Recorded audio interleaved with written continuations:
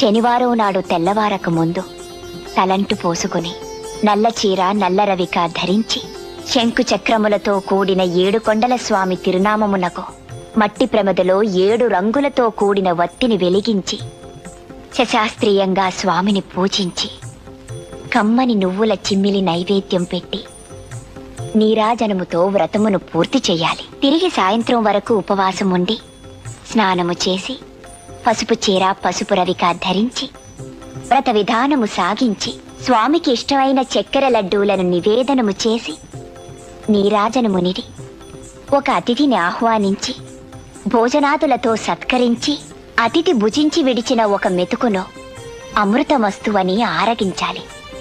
అప్పటికి ఆనాటి శనివార వ్రతం పూర్తవుతుంది. ఈ విధంగా 7 శనివారములు వ్రతమును చేసినచో ఉద్దేశించిన సత్ఫలమును పొందగలరు.